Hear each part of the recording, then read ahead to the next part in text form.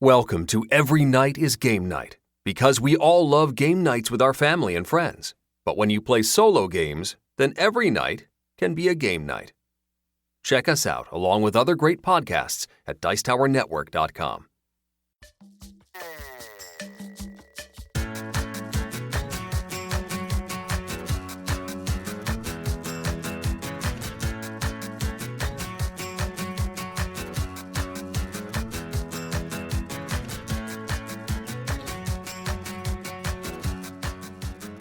Yo, my peoples, what's up? Welcome back to Every Night is Game Night, the podcast that helps you get your head in the game. This is Jason.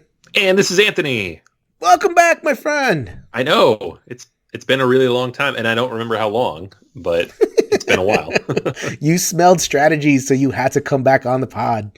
Yeah, no, you mentioned these topics. I'm like, well, I have opinions, so...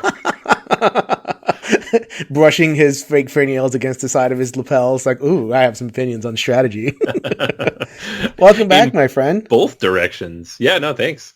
It's been a while. It's been fun to listen, though. Not, life's been insane, so obviously I can't jump in on everything. And as you mentioned earlier offline, if it's got the adventure in the title, I don't really care anyways. So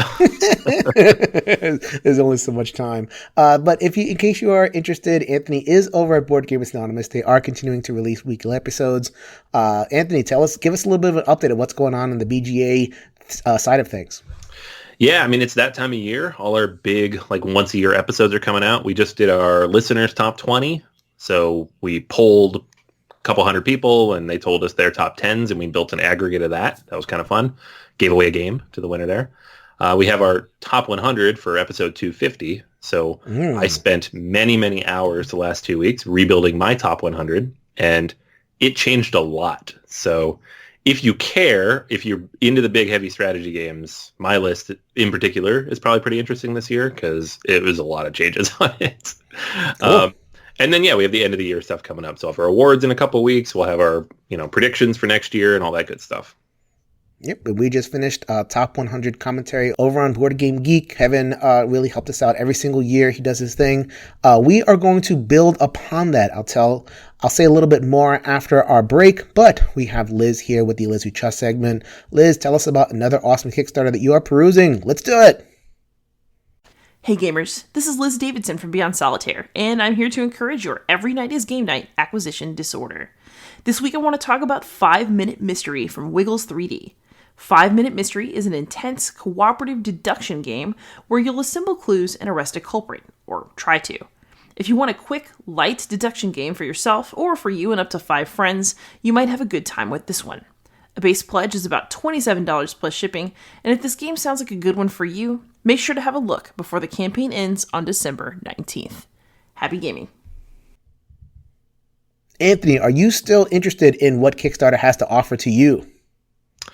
Sometimes. Occasionally. It's funny. What I've noticed every year is after Essen, there's all these big, heavy strategy games that come out that I can't get unless I want to pay a couple $100. And frequently, their publishers will go on to Kickstarter and put them on there. And so, these 2 months at the end of the year, I find myself backing a bunch of stuff that I didn't even know was coming. Mm-hmm. The rest of the year, 2019, far, far less than in past years. It's just... Sure. Not been as much, and then doing kind of a rundown of what I've actually kept in the last few years. I'm like, I should probably stop spending money. So It's been good. It's been good to pare back a little bit and kind of focus in on what I actually like. When we do our ENGN Solo Awards, and yes, we are going to do those again sometime early next year, we will definitely check back in on our opinions of 2019, kind of give ourselves a little bit of distance and see if this was... I think at this point we can say it was kind of a year, nothing really groundbreaking, a bunch of 7s and 8s rated, which at this point in our collections, they don't last long they don't last very long. So, totally. Now, we were talking about this before. I don't think there's one breakthrough Grand Slam game that came out in 2019 for me personally, but we'll see. I mean, sometimes games come out of you've had them for a while and suddenly you're playing them all of a sudden. So we'll see. Sure. But we are not talking about that this time. We are talking about the top 100 list. We're going to follow up on that. We're going to follow up with a series of episodes. So Anthony's going to help me out with the first couple, and then I'm going to have some guests for the next few. What I like to do with the top 100 list that we talked about a couple weeks ago is kind of talk about best in class. So there's a bunch of categories that the list covers, and I wanted to break down each individual category, talk about why the category is good, why solo gamers like that particular category, give a quick top 10 in terms of whoever's on the show to give you a sense for what we're playing, what we like, and then talk about the best game in terms of what the solo gamers think is the best in that category, the best in class. So the first category that we're going to talk about is worker placement. Anthony, one of your favorite genres, right? It really is, yeah. This was like the first type of game when I got into the hobby where I was like, wow, that's really cool. I really like this idea. So I've kind of evolved a little bit over time, like in what I like about worker placement, but it's still one of my favorite mechanics. All right, so we're going to talk about worker placement this time, get into Anthony's top 10, and then end on the top game, some comments about Viticulture, which has been at the top of that solo games list for a very, very long time in the worker placement category. We'll get into all that. But first, let's talk a little bit about, like you mentioned before, why that worker placement is so appealing. So I posted this question, this is a long time ago at this point, over on a different threads, over on BGG, also over in the Board Game Revolution community, over on Facebook, and got a couple of interesting answers. I want to see if you resonated with some of these answers over here. So first of all, this is Melissa Stotts over on Board Game Revolution. Competitive but not cutthroat. It allows for a competitive player interaction without being mean to one another, which is a nice way to kind of like get that competitive edge. You don't just want to be, a big Care Bear, but you don't want to be mean, denying resources to people either. Is that something that you get out of worker placement?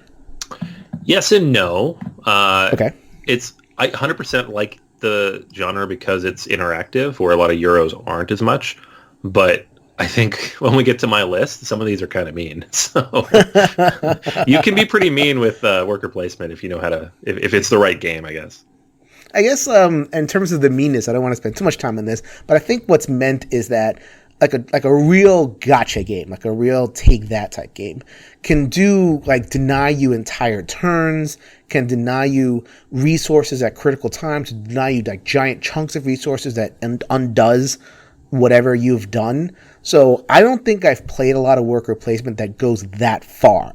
I think that's what Melissa's talking about. Yeah, I would agree with that. There are games that come close to that, and the reason I don't like area control games for the most part is because they do that. I did these 10 things, and someone's like, boom, I undid all your 10 things. I'm like, this with one card play. Yeah, I hate this game now, you suck. Yeah. But there's a couple moments like that in a few games I do like that have worker placement, but those might be outliers. Okay, all right. So another aspect that people like, worker placement tends to be low luck. This is from bg.exe on BGG. Yes, that is his real username, bg.exe. The worker placement games tend to reward the better player and have very low luck. What do you think of that statement?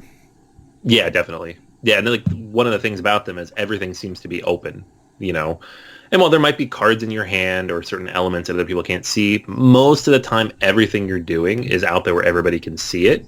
And if they feel like it, they can look at your stuff and figure out what you're trying to do and try to maneuver around that. Whereas like in a card game or really any game with like hidden information, that's not the case. So it really takes a lot of the luck or the guessing game out of it. Mm-hmm.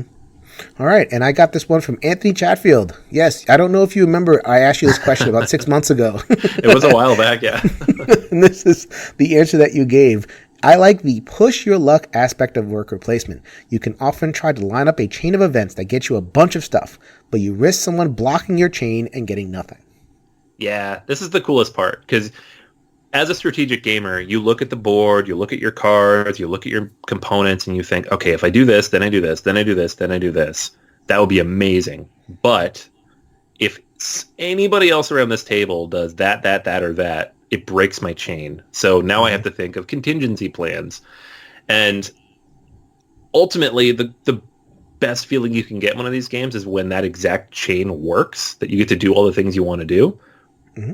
But it frequently doesn't happen, and that's kind of I don't know, the flip side of that seesaw of worker placement. That's really why I like it. Yeah, and like there's enough slack in the system where if your chain is broken, there's usually something else to go to, like, because it's so positive, right? So in some Euros, you can really execute a chain of mechanisms that get you net nothing because, you know, you like, oh, I did this and I did this and if I trade this, I trade this. You end up kind of making a circle, and you started with 3 coins, you traded all the wood and the wheat and the flour and whatever, and you got 4 coins. It's like, oh, it can be easy to do something like get lost in a more general queue pusher game. But in a worker placement game, every space tends to give you stuff. So like if you are blocked off of the thing that gives you 10 things, you can at least go to another space that can get you, 6 or 7 things, and you're not like kind of out of the system. Goes back to that not cutthroat aspect of worker placement, but it still rewards that cleverness, Yeah, and almost all of these games have like some kind of backup action. They're like, oh, all the stuff you wanted to do is taken. Well, you know what? Mulligan this turn, grab some coins, grab some resources, grab some basic stuff, and set yourself up for next time. Take first player, whatever, something like that, Right. And there's always a backup, if your plan doesn't work out, which it almost never does, because that's the whole point of these games. But what it does is glorious. It is so cool. That's like one of the best feelings. You're like, oh my God, you guys didn't take that spot. All right. And so this last one here, and I'm sure you have more, so we'll get to that in just a second. But this one is the one that I resonated with. And I call it, quote unquote, like a boss. This was from Ulet Natalius over on BGG. Worker placement feels intuitive. It feels like being a real life boss. You send people to do errands for you.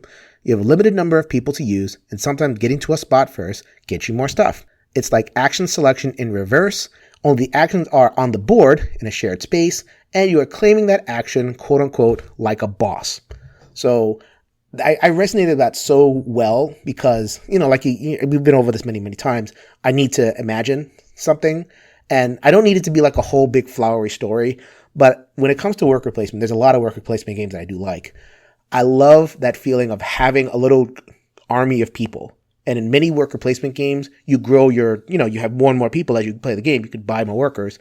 And you're like, you go there, you go there. And, you could make an action selection game, which is the same exact thing. You have tiles and you take the tiles and you take the action. But there's something about the physicality. There's something about the mind space of sending workers out that feels right. And it feels natural. And it feels very, very cool.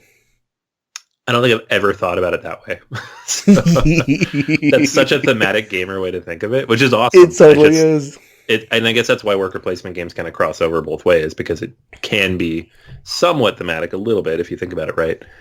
I don't need any of that, but I appreciate it. That's cool. I never thought about it that way. And this gets into some of the negatives. I just mentioned this one right away. Like, there aren't a lot of thematic worker placement games. Like, Lords of Waterdeep is not a thematic game. And that's kind of like one of the most popular, when worker placement was really becoming a thing. So in all these other games, like Raiders of the North Sea is like the emblematic version of just put a piece there, take a piece out, you are not raiding anywhere. You're just like putting pieces down. But at least on the high level 6,000 feet in the air experience, I can at least get into the mind space of putting a worker here and getting stuff. And then, the rest of the stuff can be mechanisms, but at least I'm, somewhere in the ballpark of theme. But I'm skipping past. Is there anything else you want to talk about in terms of why you like worker placement games? I don't know. I feel like they make it easy to bring in new ideas, new mechanics, new ways to like think about things. I mean, there's always the basic actions. All these games have basic actions, like get the coins, get the resources, get whatever. But then they often also have like weird actions, like trade in these resources and take this extra special thing that gives you an extra action under these certain circumstances if this other person does this thing to you. Like what? But then it comes up, right? And it's just a cool way for the designer to kind of rethink or replay how the game actually flows. And like, we'll talk about my list in a minute, but there's a lot of different ways to do it. I think most people think of worker placement. They think of, you have a pool of workers, you put them on spaces, you get stuff. But there's different ways to kind of execute on that. And that's the thing I really like about it. This is a 20-year-old mechanic now. There's a lot of really interesting ways it's been done. And I think there's probably still more interesting ways it could be done. So it's one of the reasons I really like it. It seems like it's like one thing, it's cut and dry, but there's a lot of cool stuff you can do with it. All right. A couple of things in terms of where they can go wrong. One is, they can be difficult thematically. Not a lot of truly thematic worker placement game, which is okay. They can be a little bit hard to teach sometimes, especially if they're a little bit more complex because you have to teach every single space, A lot of times, they'll have some spaces where it's like collect resources, but then there's like this space, which does, you buy a building here and you have this space, which advance this track and you have this space and you have to kind of like teach every single space. I find it very frustrating when I have a worker placement in front of the game and it's a bunch of newer players and I have to like, okay, here we go. And then there's always that question of, well, what about this thing? And I don't remember how this goes in here. So I find that worker placement could be a little bit of a difficult teach. I don't know if you have the same experience. It just takes a long time. Yeah, and a lot of edge case questions because, like, typically this is how it goes. Here's the board, here's what you're trying to do, and here's what you're building in front of you, right? That's it. That's the game. Now here's the 34 actions you can take. And some of them have even more than that, and it can take a while to run through everything. And sometimes I'll play it like, you know what? Here's what all the icons are, and here's the basic idea, and you'll just get it as you go, and I'll help you out because we're not going to run through, like, Fields of Arl or Feast for Odin. Like, there's 65 actions on this board. I'm not going to tell you all of them. That's insane. But that also makes it hard because you don't want someone to be stuck where they're like, well, what does this one do that you skipped? Right. The last thing that someone mentioned, this is Christopher Dearlove over at BGG. They can be very tricky to balance and sometimes they're easy to break in both ways. So in the sense that if you make your worker placement game and there's one resource that is a little bit more valuable than others, so maybe getting that extra worker can be a very, very valuable thing because it's a force multiplier. So everyone's going to use that space. And it becomes like if you don't get that space or if you don't get that action, then you're kind of screwed. So good luck if you're the fourth player in Stone Age, for example, because you really are like, what do I do now? It's like, all right. So obviously I'm picking on a little bit of an older game, but that's a very popular game, and that is not the only game for which that's true. Also on the other end, and you've explained this sometimes, you have to get that sense of combo right because it's so easy for a worker placement game to become put a dude, get a thing. Put a dude, get a thing. If it doesn't arc up in reward and it's just kind of like put a dude, get a thing, then you're not going to have fun that way either. No, that's why I don't like Stone Age, because that's exactly what that game is. It's just put your guys down, get some stuff. You can put more guys down, you get more stuff, but there's no arc to the game. You don't build up. You don't build an engine with the actions you're taking. And there's a lot of games like that, and I don't think many of them work very well. So just don't do Stone Age is the answer. Yeah. Which is funny because when that game first came out, I actually played it a lot. It was an app and this is cute and it's kind of teaching me basic concepts of worker placement, and just like looking at it now, it's like, oh my God, this is what I played for a while. Oh man. Yeah, it doesn't work very well in retrospect, but as an introduction to the mechanic, it's decent. Mm-hmm. All right. So that is what we like, and maybe some difficulties with worker placement. If you have any more comments, please go hit us up, everynightsgamenight.com, Every Night's Game Night website, which is the sister to Board Gamers Anonymous website, ENGN_podcast on the Twitter. Figure I'd get into those plugs over there as opposed to saving them all the way to the end when people have already tuned out. So there you go. Go ahead and contact the show if you have any more comments about worker placement in general. Let us get to our list, though. Best in class worker placement. We are going to follow up the list with the top worker placement game. We'll get to that in just a minute. But Anthony has a whole bunch of heavier games than that. I looked at your list and I'm like, ugh. Oh, man. It's funny because I was introduced to worker placement through Lords of Waterdeep, and I still really like it and own it, and I would play it. But over the years, I've kind of accumulated this collection of heavier and then a little bit heavier games in the same category. So that's what I got for you guys. I will chime in at some point with some lighter ones. We'll see how Anthony's list unfolds. Not all is there for solo. We wanted to kind of branch out and make a little bit more of an interesting list. So we'll point out what's solo and what's not. Some of these are very, very high interaction, so to speak. But we are definitely going to circle the wagons around towards the end of the episode. But without any further ado, Anthony, what is your number 10? All right, number 10. It was actually there's this older style worker placement you don't really see anymore, where you take turns placing workers into a programmed action slot, and then the game, you will then in a second phase run through those. And there's a few of those older games, and the reason this popped into my head recently is that Capstone Games recently re-released Bus, which is the first Splotter game, and I've been playing it a lot because we play a lot of Splotter games, and it has that. And it came out 20 years ago, and it's one of the first worker placement mechanics, period. I think it was the second game that had this mechanic. It's not my number 10, but it made me think of Dominant Species, which is my number 10, and also has that mechanic. Also, Empire's Age of Discovery or Age of Empires 3 has the same similar thing. And the basic idea here is, and none of these other games are like this because I think a lot of games have moved on from this, but you have a pool of workers, and however many there are, you place them on these spaces, and then you're going to go through left to right, top to bottom, and activate things. And the actions you take at the top might influence the actions later on. In a Dominant Species especially, you have things like you're putting dudes on the map, but then later on someone might take an action that attacks those dudes and removes them from the map, or plays a card that causes something to happen on the map, or places new tiles that would have influenced where you place those guys, but you already took your action to place those guys.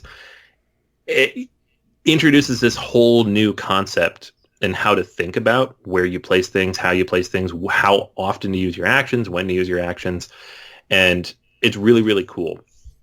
Also wanted to throw that on there, and this was my number 10 legit anyways, but recently the designer of Dominant Species, Chad Jensen, passed away from battle of cancer, so just wanted to throw that out there. If you haven't had a chance to play the game, I highly recommend it. It is one of the better, heavy strategy board games out there. High interaction, so if you're looking for an interactive game, this will do it. But it's one of those games. But with a well-regarded solo bot. Yeah. A number of solo bots. It's old enough where it's like, this is 2010 we're talking about. So it's old enough where a lot of people have had cracks at the design and trying to crack the nut of making this a good solo. Yeah, absolutely. And of those games that have like the pre-programmed worker actions, I think this is the best one by far. Mm-hmm. So I believe there's a sequel to this still coming that Chad had mostly finished, and they're working on it.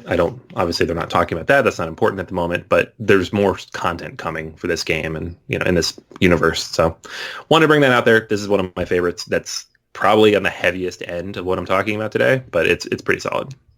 Yeah, and save some playing time for that because this game takes a long time, especially with 4 to 6 hours. So. That was Dominant Species, our number 10. Number 9, hit us up. Three Kingdoms Redux. This is... Really? No. Yeah. Oh my God. Oh, no. No. This game gives me pain, but go ahead. Yep. This game is great. So it is 3 players only, and it is a worker placement game, but it's also a bidding game. And the way it works is you have like this set number of workers, generals, whatever you want to call them, based on the cards that you pull. And every faction has a different number of these, and it changes throughout the game. So every round, you're going to gain some, but based on the faction, you are going to gain a different number. Whereas like one faction starts with more than the other two, but it gets fewer and fewer as the game goes along. So kind of a cool idea. These are then bid onto the board to take certain actions. So you can bid all your guys, and then someone could outbid you, and you take no actions. It is about as interactive as you're going to get for a worker placement game. It's listed as incredibly heavy, I think, on BGG. It's not actually that heavy. I think the problem is that it's so tight and so streamlined in terms of like what you get out of these actions you take that you can play a game and score very, very low and feel bad about yourself. It feels like a Splotter game almost. Correct. There you go. Thank you. And like we talked took before, the words out of my mouth. Yeah, we talked before about how worker placement games aren't mean. This one is mean, can be mean, probably should be mean. So it's the most innovative and interesting take on worker placement that I've played in the last few years. It's also the closest to like that area control thing you were talking about. It is. Yeah, it is kind of area control-ish, but you have like a limited number of people that you can use. The difference being that all of them are different, right? Like every worker you own is different powered. So, which is a cool thing. I really like that. The new edition of Ito on Kickstarter is doing that, where all of the workers have different powers when you use them. And I think more games should do that. Mm-hmm. Cool.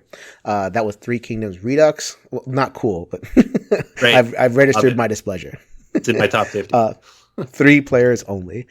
So number 8 is Russian Railroads. This is I figured this was. I was waiting for this one. I'm surprised it's down at number 8 because I know you love the German railroads, Russian railroads kind of combination. Yeah, I loved this game when it first came out, and I think of my group of people that I played it with, I might have been the only one who loved it. But then the expansions came with it, and I think that kind of pushed it over the top for a lot of people. So this is kind of a pure worker placement game, in that there's a board, there's a bunch of spaces, you place your workers out there. Some of the actions cost multiple workers. That's a thing that's pretty common in modern worker placement games. And you are building out rails, and you're trying to reach certain bonuses. And eventually they start comboing off each other if you do it properly. And that's basically it. You have modules that come in German railroads, like you have the coal. There's a solo mode, which is fantastic. And it's a lot of fun that you can mix with other modules as well. The American railroads has a faux stock market type of thing that you move up and try to unlock certain bonuses. It's a lot of fun. It's kind of a snowballing game where the first round, maybe you'll score 10 or 15 points. Second round, you'll score 50. The third round, you'll score 100. And by the end of the game, you have 400 or 500 points. But it's not point salady in that way. It's just as you go, the things that you already did continue to score you points. So that's fun and it's satisfying. Mm-hmm. I've never played it. I'm just going to take your word for that one because, it's one of those games where you look at the box and it goes, oh, man, I'm falling asleep just looking at the box. A picture of a railroad. Good job. All right. So that was number 8. And that would showed up, I think, 2 years ago on the top 100 solo list. And it's kind of fallen down from there because there's so much new stuff coming out. Yeah. All right. Largely out of print a lot of the time, too. Yeah. So number 7 is Lorenzo Il Magnifico. Yes. Yeah. This is so in this game you have your workers, but the value and power of those workers is determined by the roll of a dice. There are 3 dice, and everybody has to use those same dice. So you all have the same powered workers. The trick is, do you have the resources needed to make those workers stronger or to overcome the fact that maybe someone rolled a 1, right, on their turn, rolling those dice. You're trying to build a tableau of these various cards, and with your workers, you're going to be purchasing cards from these multiple towers that are on the board. And the more people go to an individual tower, the higher the cost is of any other cards you might purchase there. You have to spend assistance to be able to go there. So you obviously block a spot and the card goes away, but there's other spots in each tower. But if you don't have the resources to be able to go there anyways, it's a really, really tight game. And the way you have to think about it and the way you have to work through it it's very interesting to me. I think 4 players is probably a little bit too much. It gets a little too tight unless you have the expansion. 3 players is kind of the perfect point for this if you're playing the base game. So it's one of my favorite just recent Euro games, period. And it just happens to be a worker placement game. So made the list. And perhaps one, like we talked about worker placement struggling with theme, this may be the most theme-resistant game. Yeah. There are some games that are theme-less, but there are some games that just actively resist its theme, and this is definitely one of those. Yeah. It's got historical character names on the leader cards, and that's about it. Yeah. So that was number 7, correct? Yes. Let's move on to number 6. Underwater Cities. Ooh, you counted this as a worker placement game. Interesting. Yeah, absolutely. I mean, I find it weird that people compare this. I mean, obviously, you should compare it to Terraforming Mars. It's similar. It's a tableau builder, but the primary mechanic, the thing you're doing is worker placement. You just happen to pair that with the cards that are in your hand, right? Sure. So that's the part of the game that's most interesting to me is the kind of the rush for the specific actions on the board and how you can manipulate and move around that, which is relatively rare, but it's based on the cards that you can play if you so choose. The bulk of the game, of course, is building up an engine in your tableau and doing stuff with that engine, and then, of course, building out your underwater city based on the actions you take. But the worker placement element of it is very, very interesting to me, if only because so many people don't really focus on it. Even people who've played it multiple times. I'm like, no, there's some cool stuff going on here. You really should think through what you're doing. But yeah, this one's really good. And I'm really, really looking forward to the expansion too, which is coming very soon. All right. So that was number 6, Underwater Cities.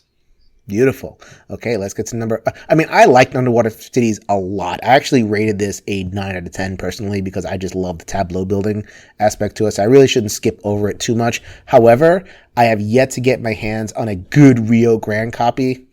Oh, yeah. Yeah, I did not dive. I haven't dove in as much as I want to because I played the Delicious Games version and it's just like cards basically disintegrating in my hands. Yeah, I still So own that copy. My box ripped. I have a couple things that are like falling apart. So at some point I have to upgrade it. all right, but that was number 6. Let's get to Around the Bend. We are reaching number 5.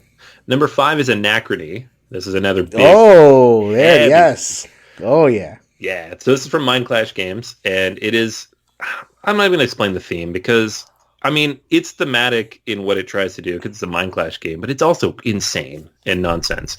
So it's not really a theme. It's more just like a vibe that hits you upside the face. exactly right. And so when you first look at this game, you're like, what the heck am I looking at? The basic idea, though, is you have these mechs, you power them up, and then you have workers that are either asleep and therefore you can't use them, or you wake them up and you do use them. You put them inside the mechs, you paste those mechs on the board, you take the action, right? It's worker placement in its purest sense. You also then build out your own little tableau of worker placement spots that you can place the workers without the mechs. That's very important. And then there's a few other weird mechanics thrown in there, like there's time travel along the track where you can bid and take extra actions that you then have to pay back, or you're going to lose points at the end of the game. There's a lot of cool stuff going on here. The game is not as heavy as it seems, but also still is because they throw so much at you. But I really like that. And then the solo bot, the Chronobot, with its own special board, is still one of the cooler bots that I've played against because of the way it's like pre-programmed and relatively little maintenance to manage once you've actually learned it. You know, compared to like an Automa where you have to look at the rule book every third round and be like, what the heck does this card actually say right now? Drives me crazy. So yeah, Anachrony is fantastic. I really, really enjoy this one. Like, and still to this date, it's probably my favorite Mind Clash game, though, you know, playing Cerebria tomorrow and Tricarion's been moving up the list too. Oh, Cerebria. Oh man, I need to play that game more. But we're not talking about that right now. Yeah. Completely agree with you on Anachrony. Anachrony is super, super fun. I love the vibe of it. I love the bot, like you said. And the vibe, it's weird to describe. So like I have this rule where if a game, like theme kind of increases the complexity space. So like the better the theme is integrated, the more complex I'll allow myself to to enjoy it. So like I happen to like Through the Ages. I think I've mentioned this before because I kind of see what's going on. So like it can be nice and complex because I see what's going on. And Anachrony isn't like, I can't describe what's going on. It's not a good prose.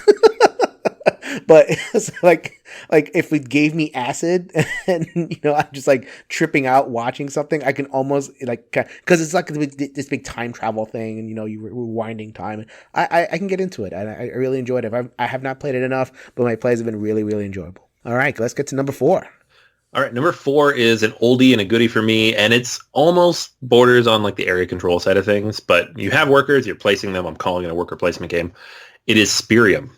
So Spirium, yes, I almost took the words right out of your mouth. Yes, this is one of my favorite games of all time. Period. Like it's in my top 10. It has been ever since I've started this podcast and the other podcasts. And it's been on your top 10. Like I remember when I first found BGA, this was before episode 100. I remember like going back in the library and listening to some of your stuff. And you mentioned Spirium at like level or like episode 7. Yeah, you're on 250.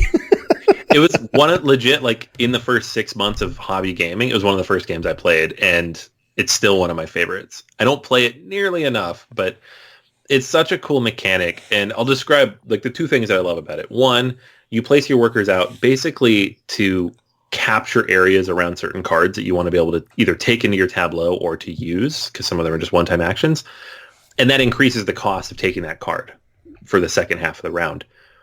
The second half of the round, which you can choose to jump into whenever you want, like anybody can go into that second half whenever they want. So some person can just jump ahead immediately, put 3 dudes out and jump over.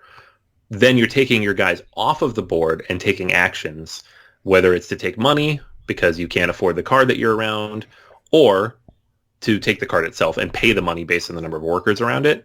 I just love that mechanic, and I really haven't seen anything else like it in like the 7 years I've been doing this now. And it's just simple, it's quick, it's accessible, and I just have fun. So much fun every time I play it. I just wish more games did this kind of thing. The game has two things going against it. Thematically, it's just a black hole. There's no theme here. It could be anything. Like it could have been coal mining. They made it green for some reason. And the production quality is really low because it was like a $30 game. And this could easily have been like a $40 or $50 big box Euro and just done a whole production, and they didn't. So hopefully they reprint it someday or it gets a Kickstarter because, man, I would promote the heck out of that. You said that 4 years ago. That was your exact quote in episode 7. I hope this gets a reprint and a refresh. I'm going to keep saying it till they do it. So good. So that was Spirium, your number 4, yep. I believe that was? Yep. All right, let's get to the top 3. Number 3. All right, number 3, Voyages of Marco Polo, or possibly Marco Polo 2, which I haven't played yet, but it seems pretty much the same. So it's your workers in this case are a handful of dice. You roll them at the beginning of every round, and then those dice, based on the pips, will allow you to do various things. You travel, you pick up goods, you complete contracts, you place out different trading posts, you generate different bonuses that start at the every round. It's from like 2 of my favorite designers of the last 5 years, probably, Simone Luciani and Daniel Ticini, I should say. And it's so much fun. And there's a lot of games that do this where the workers are dice and your actions will depend on what you roll for those dice. But in my opinion, this is the best version of that. And whether it's with expansions, without, doesn't matter. I would play this game anytime you put it in front of me. All right. So what is there a solo one on that one in the box? There's not. There's a few unofficial ones, and I've played it just multi-handed too. It works pretty well, no matter how you do it. So this game doesn't. I don't think it actively resists its theme. Like when it's a building type game, it's not. I don't get too upset about whatever. But the cover, oh my god. Well, it's a straight Euro, man. Like it's not. Oh jeez. It's got that Clemens Braun style artwork. Oh Lord. It's just like a bored Mediterranean trader just staring off in the distance. Yeah, it's great. I love it. Gross. I thought Anachrony would be like kind of close to the top, so I'm actually kind of wondering what your top 2 would be. So let's get to number 2. Feast for Odin. Gosh, yeah, I thought that was your number 1 actually. So yeah, we got one more to go. Okay. So when I made this list, I only wanted to include one Uwe Rosenberg game. There's a bunch, and I like a lot of them, but this is my favorite, and has been since it came out. It is big, it is sprawling, there are dozens of actions you can take, and it's a lot of fun. The expansion mixes things up just enough to make it interesting again for multiplayer, but I play this game pretty much anytime it comes out multiplayer. I then come home and set it up and play it solo, at least once, possibly 2 or 3 times. It's just such a good time, and the way you unlock more workers as the rounds go on, so you can take more and more actions and more powerful actions, and there's like a certain arc to the game where you're building ships and you're doing all sorts of stuff, and at a certain point in the game you're like, oh, we need to start emigrating and exploring new islands and doing all sorts of stuff like that. And like, I know thematically it is what it is. It's an Uwe Rosenberg game. You're making a puzzle on your board, but there's an arc to it, and I really appreciate that. All right, that was Feast for Odin, a very, very popular game. I think that was the highest Uwe, that and At the Gates of Loyang, on the solo list this year. Every single year, I think we're going to see Feast for Odin for a very, very long time. Have not played it. You could maybe bribe me with some dinner afterwards. That's about it. It's a long one, man. I don't know if you'd like this one at all. All right, and so I'm lost. I could not guess at your number 1. You're gonna say it, and I'm gonna go, oh, yeah, but you're gonna know what it is. Yeah, it's the Gallerist. Oh, yeah, exactly. There's no Lacerta, of course. Yeah, why did I should have asked myself, because I know Feld doesn't have a real standout worker placement. I should have just gone through your favorite designers and guessed, yes, it should be the Gallerist. Yeah, it's Vitaly Lacerta's true worker placement game. It's probably the most elegant of his games. It's the most streamlined of his games. It's the easiest to teach and the fastest of his games that I've played. And I love it. I mean, his games always manage to integrate theme in a way that's interesting. And I don't need theme to enjoy a game, but it helps to push it over the line. And it also I love it. It helps to teach the game, like, which obviously you can speak to. Like, if I'm saying, this is why you're doing this, and this is why you're doing this, it makes it so much easier to, like, run through the motions of it. The Gallerist is just such a fantastic, interesting game. And there's only really 8 action spaces that you move to with your worker, but the way you leave assistants behind, they take secondary actions, you push people out. It's such a good, clean, simple game, and that follows through in the solo, which is also just very, very simple. Like the way you try to manipulate and move around with this bot kind of moving around the board and blocking stuff. Such a fun experience. Look, Anthony's smiling. He's basking. It's so good. Every time I talk about it, I'm like, why am I not playing this right now? This is so good.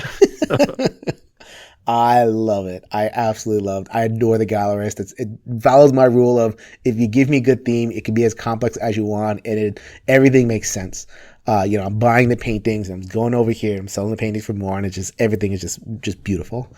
I anticipated that you were going to put a very, very heavy list in front of us, and so I've come prepared. I have not ranked these, but these are some lighter worker placement games in case people were interested in exploring the genre, but kind of doing it from a more entry level and getting to Anthony's list. So I probably should have gone first, but whatever. Whatever, we're just figuring this out. So we mentioned Lords of Waterdeep.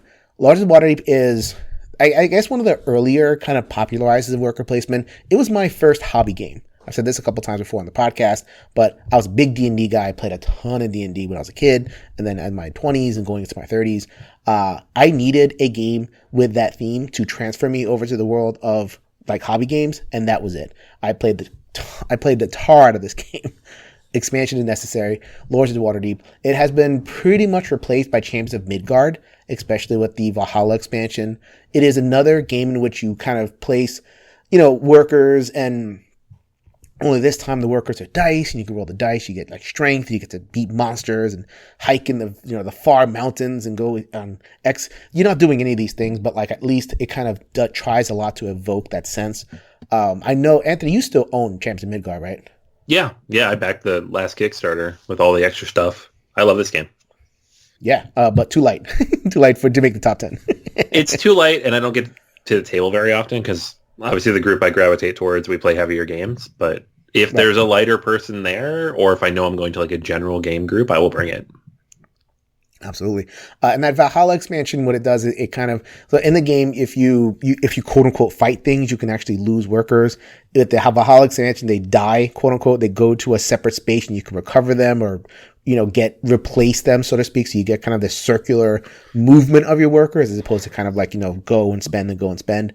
That's really brilliant. And I really, really love it. Some other ones, Everdell.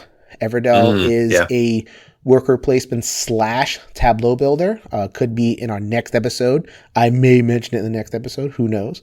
But there is enough worker placement there to, that's kind of the essence of the game. Like you really have to place those workers in order to make the card play action. It's beautiful. It's light. It's easy to teach. It's very fun. Near and Far. I included this one in there. Ryan Lockett. I know you're not too big a fan of Ryan Lockett because games can be pretty light. Not a ton of meat on the bone. Yeah. But Near and Far, it's amazing. I love it with the Amber Minds expansion, with the cooperative / solo expansion, or just playing multi-handed through the storybook. I've played full campaigns. I've played short campaigns. I've leveled characters, and there's enough worker placement aspects to that to make it feel like definitely fits in this category. The Prodigals Club, which was a little bit of an oldie but goodie. I didn't appreciate it when I first played it. It is the follow-up to Last Will, which was, kind of a cute game. And the Prodigal Club's a bigger game and actually incorporates Last Will into as one of the modules that you can play. It's a game, like, the theme is you have a bunch of money and trying to lose it. And make yourself into a bum. And it's based on like a British comedy, right? Yeah. Do you remember what this comedy is? I have no idea, but I've heard that story before. It's a fantastic idea though, and you've never seen it before, where it just really messes with your brain in terms of what you're trying to actually do, because most games are the opposite. It's right. I didn't even think of it for my list. Like, oh, that might be up there. That's a pretty good game. And really, you're really just progressing backwards on a victory point track, but they kind of do a little bit of remixing in a way where it's like, okay, you can progress up one track in order to progress down this other track, and it kind of messes with your head a little bit. Cute theme, cute art. I really like the Prodigals Club. Don't know if there's also a bot for that, but just throwing it on there as one to enjoy. And then the last one I'll mention before we get to what is one of my favorite worker placement games. I'll get to that one in just a second. But the last one I'll mention here is The Pursuit of Happiness. The Pursuit of Happiness, you're placing hourglasses. So those are your quote unquote workers. And what you're doing is you're trying to create a life. You're trying to, go dating. You're trying to, get married and have babies. You're trying to, get a job, complete life projects. And, Life the board game, this was called. They've constantly expanded this. I think they've released an expansion once per year. A new expansion was kickstarted early in the year, delivering to backers pretty soon. I really, really love this game. I still play it. It's very cute. It's very, this is not getting in here for big strategy. This is more just you're enjoying and telling a story and having a little bit of cleverness in there as well. So I'm definitely going to recommend The Pursuit of Happiness. All right. So let us get to the game. I really enjoy this game. This is one of the seminal games on the solo list. It is Viticulture. Viticulture, designed by Jamie Stegmaier.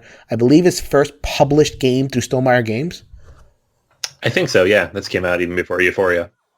So Viticulture placed 12 on the list this year. It's always very high for a couple of reasons. So wanted to definitely give some shine to Viticulture as the best-in-class worker placement for at least a solo list, and especially on the lighter end. You're looking at Feast for Odin if you're going to get something a little bit heavier.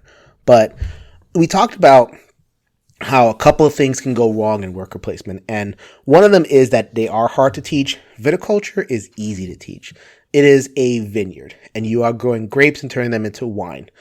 All of the spaces on the board represent picking grapes, planting them, harvesting them, selling them at the market. It is so easy to just be like, okay, boom, boom, boom, boom. And people just get it. And they're like, oh my God, this is the best. It does not take very long to kind of open the world of viticulture to a person, which is a really, really great thing when, you're trying to introduce the people to the game, trying to introduce people to that gateway to a heavier strategy game. I think that this game works as a gateway to heavier games. Do you think that, Viticulture occupies that space as like a gateway to gamers' games? Yeah, absolutely. Yeah, I mean, I held on to this game for many, many years, despite the fact I didn't play it very often. But there was a good reason for that. It's a solid game. It's easy to teach. And with the right combination of expansions and modules and upgrades and essential editions, It's one of the best worker placement games out there. And thank you, Jamie Stegmaier, for releasing that in a way where people could just find the essential edition and get what they need to get, because for a couple of years there, it was kind of difficult to patch together a good game of Viticulture. But it's definitely one of those things and we just got into a conversation about this over on one of the forums that I follow, where because Jamie had released an errata for Tapestry. Yeah, I saw that. I don't know. You saw that? And it's like, it's like, okay, people are complaining. It's like, oh, this is supposed to be, the best game of the year, all this hype and everything. Why are you releasing errata like a month after release? Your game is broken, blah, blah, blah. And a lot of games release, and Viticulture is, if Viticulture had been that, like at least Tapestry is only like a sheet. Viticulture was not broken. You can still play it, but it wasn't fun. No, it wasn't very good. The original Viticulture, which Anthony was mentioning, I think there was a couple of things going on, but there wasn't a lot of differentiation in the starting. They fixed that with the Mamas and the Papas expansion. So they kind of broke up the different pieces that you can get, the resources that you get at the very, very beginning. So that's baked into the base game right now. It came out in Tuscany and then they baked it into the base game. Good on you. The other thing was, it was too mean in the sense that the spaces were too small, or that you couldn't go there. Like if one person went there, then the other person was kind of shut out, and you couldn't really get your engine going, which speaks to that idea of if you have your chain going, when you're going to mature your grapes, when you're going to do whatever. But if somebody kind of broke that chain, you really had no plan B, a viable plan B in order to get to the win. And they fixed that with the Grande worker, which can go anywhere. So this is like a oh crap button of okay, I really need this one space to work out. All these other spaces I planned Bs for, this one space needs to happen, and you have that Grande worker, you can actually put something there. And that, just these small changes that kind of emerge from people complaining about the first version of the game, definitely made Essential Edition a lot better. Yeah, and it's tough because I feel like that ends up being how Stonemaier games are developed is, all right, we've play tested this a bit. Let's put it out there to the market and people will just play it a whole bunch and tell us what they don't like and then we'll fix that, which is good though. It's good that they listen, but also at the same time, if you're an early adopter, you're like, well, then I'll have the crappy version of the game. So yeah, I have an alpha version. yeah, like as someone who didn't really like Tapestry very much, but looked at the game and said, I feel like this could be fixed. I'm not surprised he's already eroding it, and there will be an expansion that fixes it more. But in the case of Viticulture, the end result of that is a very good game. Right. So then, burying the lead a little bit, I mean, I think besides the teachability, the fact that it's an excellent gateway game, I think two things really kind of stand out about it. One is the theme. Worker placement, we just went through a lot of them. They can be themeless. Some of them even actively resist their theme. This one is just so like easy to get into. I wouldn't say that you feel like an actual vineyard master or wine grower, but you can kind of immerse in that general world. It's Stonemaier. It has beautiful production. The board it has a good color scheme. It's kind of warm and inviting. And you can kind of see the grapes are kind of rising and you're waiting for them to mature to a point where you can turn them into wine. And, you know, you're doing all the timing stuff. You're doing all the, good worker placement. I need to, make sure my timing is good in order to maximize my points, but at least it's in a kind of organic, easy to understand thematic type of way, which is amazing. I think that is definitely one of the selling points. And then the other selling point for some players, for other players, and you can definitely speak to this more than me, is the Viticulture it's built on the cards. So you need the right set of cards. You need to kind of play your cards properly. So the summer visitors and the winter visitors. So they can really kind of give you extra actions. They can let you ignore spaces on the board entirely. They can really kind of funk up the game to where a criticism of the game is that you can draw the right cards and just win, or you can draw the wrong cards and lose no matter what your skill level is. So I don't know if you share that particular kind of observation of Viticulture and what you thought about it. I don't know that I've played it enough to say one way or another whether the cards like swing the game towards whoever gets the better draw. I like that, but it ends up being like Agricola had the same thing, right? Whereas that's a worker placement game where the draw of the cards can really impact how well you do in the game. But someone who's really good at the game, in that case at least, can overcome a bad draw.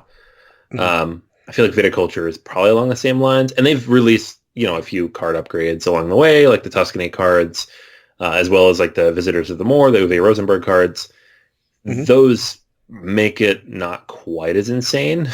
Like if you curate your deck to all the stuff that's been released for this thing, it's fairly well balanced in terms of you're not going to get complete junk. And this is the thing for any worker placement game, if you like, this is the thing I want to do, and you're not flexible in it, you're probably going to lose unless you get lucky, because you got to be able, the games are strategic, but they're also tactical to a degree, because if somebody repeatedly blocks what you want to do, you have to shift gears. If you don't shift gears, you're going to lose regardless. So that ends up being what this kind of is, and that just introduces that idea to the gameplay. Mm-hmm. All right, so we talked about the card play, which can create that sense of little bit of randomness that makes, I think randomness kind of creates replayability, because once you get to the point where you master a game, then you don't want to play it anymore. Or if one person in your group masters a game, you don't want to play with that person anymore. You want to be able to kind of give that equalizer. Or at least that's the design philosophy. And I know people kind of like, oh, well, you could lose to the card draw. And it's like, I'd rather have a game that has enough elasticity that the best player won't always win, because you do want that. You want people to kind of feel like they have a chance the entire time, which I appreciate. The number one reason, of course, that's on the solo list is Morton, Monrad Pedersen, Lines Hutter, and David Studley, the Automa Factory. I'm not sure if all of them worked on the Viticulture Automa. I believe this was the first Automa included in any game. I don't even know if this was an Automa Factory product officially with that as an incorporated thing. It may have been even before that. But what a simple Automa. Just like, you flip a card, you put the workers wherever it is. It turns Viticulture into a high score race, but it creates enough friction and tension in the system where it doesn't feel like a high score race. It definitely feels like you're you're actively playing against something that's giving you resistance, and it's just so simple and it's so fun. Like you mentioned before about automa cards, so many of them can be like, what is this? And I'm looking at the rules, and there's a separate rule book for an automa. The rule book is bigger than the automa deck, which should never. There's 18 cards in the automa deck. The automa rules are 24 pages. What is happening here? This is, I think, one of the only ones where the solo rules are just basically in the book and it's not that many pages. It's so easy to learn. Kudos. This was a very, very great way to kind of kick off the whole automa thing. And that's exactly why it is this far up the list. I know you had a lot of comments about the automa system, Anthony. Don't know if you had any further comments about, if not the Viticulture bot, but any of the automas that you've played recently. Yeah, I feel like I love them in theory, and then anytime a game, I'm like, ooh, this game is solo, and I open it up, and I'm like, it's an automa deck, and I look through the cards, and I'm like, ugh, there's so much stuff on here, I'm going to have to look at the rule book for like 2 hours.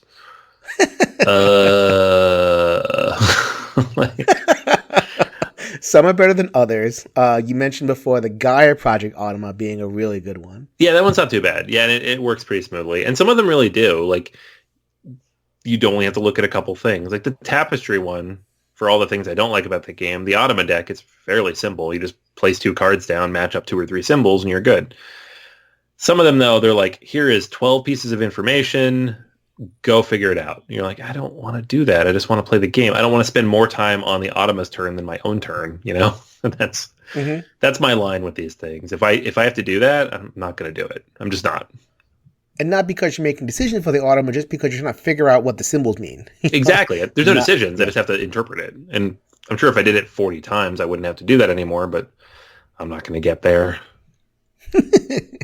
Viticulture Automa does not have that thing. As a matter of fact, if there's a main criticism of the Viticulture Essential Edition, not the old version, but the new version, is that in multiplayer, it tends to end too soon. You can't, like, in a worker placement game, one of the satisfying things is to, like, finish off your set of quests. Like, you know, if you're in Lords of Waterdeep, you want to be able to finish that last round with your 40-point quest. Or in all these different games, you want to be able to push your button and go and get a whole bunch of stuff. Viticulture can end before you finished the quest that you've been setting up, or the orders or whatever you're filling in multiplayer.